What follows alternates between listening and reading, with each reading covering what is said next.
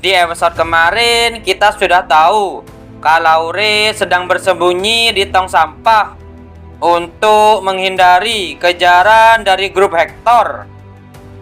Kalian penasaran dengan kelanjutan ceritanya? Jadi, tanpa berlama-lama, kita langsung saja ke ceritanya. Kita dilihatkan dengan Ray yang sudah keluar dari tong sampah. Ray bergumam, seharusnya di sini tidak ada orang. Ternyata di luar masih ada anggota grup Hector, dan dia pun akhirnya menemukan Ray.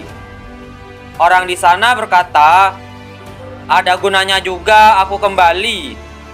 Ray bergumam, aku tahu dia sangat marah dengan melihat warna pembuluhnya. Aku juga belum pulih sepenuhnya. Orang di sana berkata, apa kamu punya senjata juga? Kamu benar-benar pria sejati. Kalau begitu, aku tidak akan bersikap lunak. Dan orang itu pun langsung bergerak menyerang Ray. Tetapi Ray masih bisa menghindari serangan tersebut. Akan tetapi, orang itu tidak menyerah. Dia langsung berbalik badan dan langsung menyerang Ray. Setelah itu, Ray pun kehilangan keseimbangannya. Dan orang itu pun sudah bersiap mau menyerang Ray kembali. Akan tetapi sebelum serangannya mengenai Ray, dengan tiba-tiba ada seseorang yang menembak orang dari grup Hector.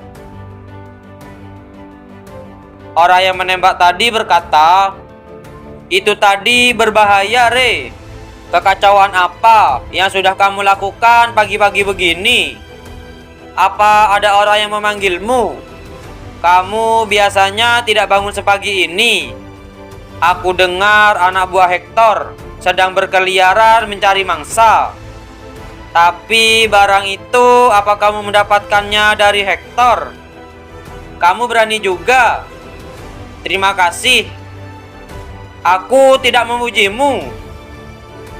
Ternyata orang itu adalah bos jalan 17 yang bernama Neil. Ray bergumam, sulit untuk berhadapan dengan orang-orang seperti Neil. Orang seperti dia, orang yang emosinya terlalu monoton, sampai-sampai wadah mereka tidak pernah terisi. Neil berkata, kalau begini terus, kamu bakalan mati. Kamu tidak bisa sembarangan cari masalah dengan orang-orang tertentu. Intinya, aku sudah membalas utangku karena kamu sudah menyelamatkanku. Aku mengeluarkanmu dari sungai karena aku mengira kamu adalah pasokan. Aku tidak bermaksud menolongmu, tapi aku masih hidup karena pertolonganmu. Ray bergumam, setahun yang lalu, aku tidak sengaja menyelamatkan Neil dari sungai. Ternyata dia dulunya seorang eksekutif dari sektor 46. Tapi dia dikhianati. Pelajaran bertarung yang dia berikan sebagai balasan cukup struktur. Ray berkata, ini tentang apa yang kamu katakan padaku sebelumnya. Aku akan bergabung ke organisasimu. Ray bergumam, kalau aku bergabung ke organisasi Neil, anak-anak akan aman. Neil berkata, Ray, kamu bisa menggunakan sihir kan? Kamu tahu soal sihir? Katakan padaku, apa yang kamu tahu soal sihir?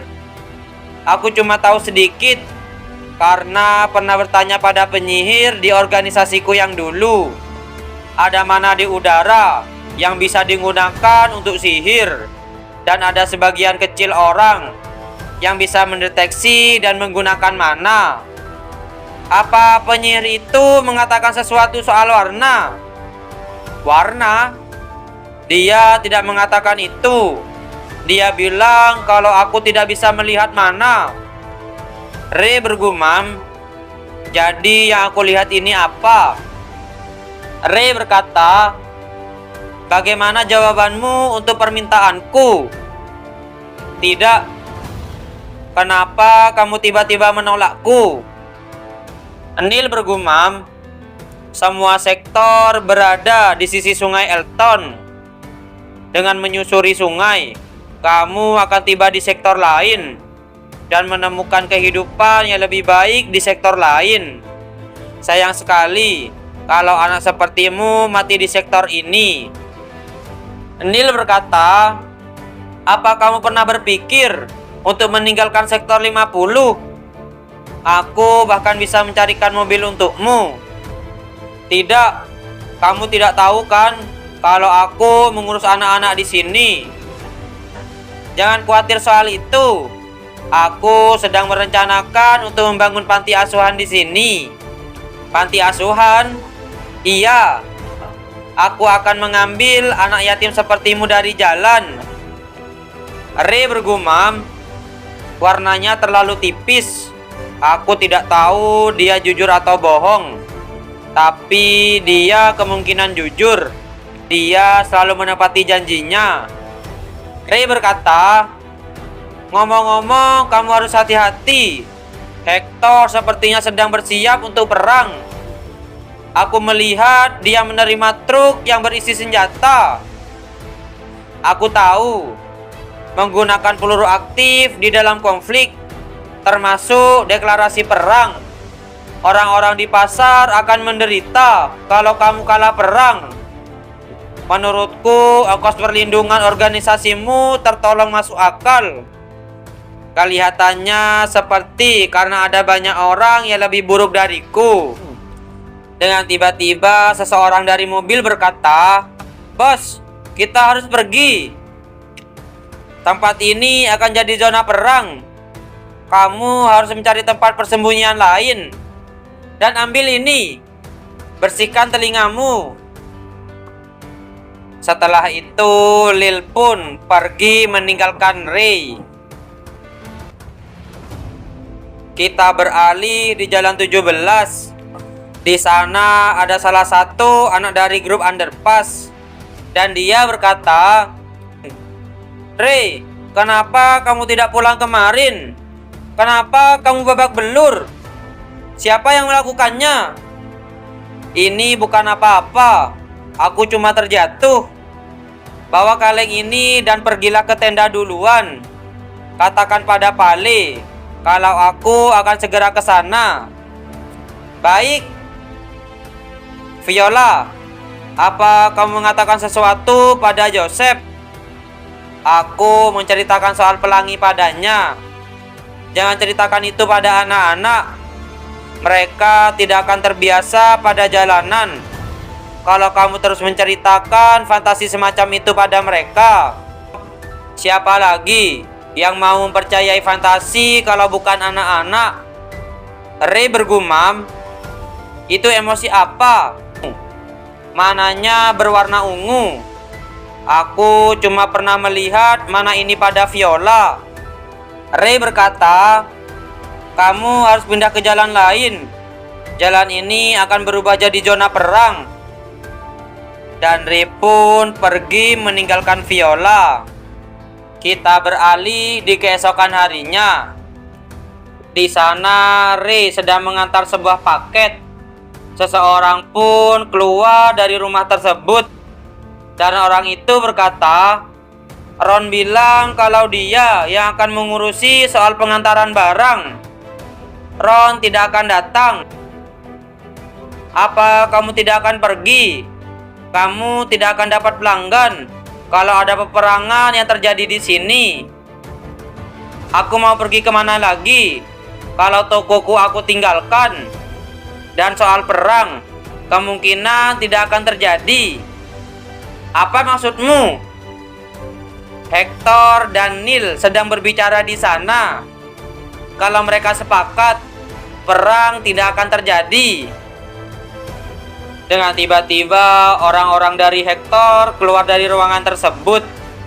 Orang di depan sana adalah bos sektor 18, Hector. Hector berkata, "Ada anak kecil yang bekerja. Di tempat orang ditakuti para orang dewasa. Kerja bagus, nak. Bekerjalah dengan keras. Kamu bisa berhasil di dunia ini dengan bekerja. Terimalah ini. Akan tetapi di sana Harry mencurigai Ray. Ternyata Harry tidak sadar kalau yang menyusup di tempat Hector adalah Ray. Ray bergumam, "Dia mengenaliku." Di luar, Hector berkata, "Harry, apa yang kamu lakukan?" Dan akhirnya Hector dan orang lainnya pun pergi meninggalkan tempat tersebut. Di sisi Ray, dia bergumam, "Dia mengenali luka di telingaku. Kenapa dia pergi tanpa mengatakan sesuatu?" Orang yang punya rumah tersebut berkata, "Neil, apa yang terjadi? Negosiasinya gagal. Perang akan terjadi." "Benarkah, Neil? Aku tidak bisa menerima syarat berlebihan seperti itu. Mereka seperti ingin menguasai organisasi kita. Ini benar-benar skenario terburuk. Ini bukan salahmu. Toko ini akan tutup sementara waktu. Ray, jangan tinggalkan tempat persembunyianmu untuk sementara waktu." Setelah itu, Ray pun pergi dari toko tersebut. Ray bergumam, "Aku tidak akan bisa berkeliling kalau ada perang. Aku harus bisa mengumpulkan makanan sebanyak mungkin sebelum perang terjadi." Dengan tiba-tiba, ada sebuah mobil lewat di depan Ray. Ternyata itu adalah Harry dari kelompok Hector. Ray bergumam, "Aku belum pernah melihat mobil seperti itu di sektor 50. Ini mencurigakan. Aku harus menyelidiki ini." Kita beralih di pintu masuk organisasi Hector. Di sana ada Ray sedang mengawasi kelompok Hector.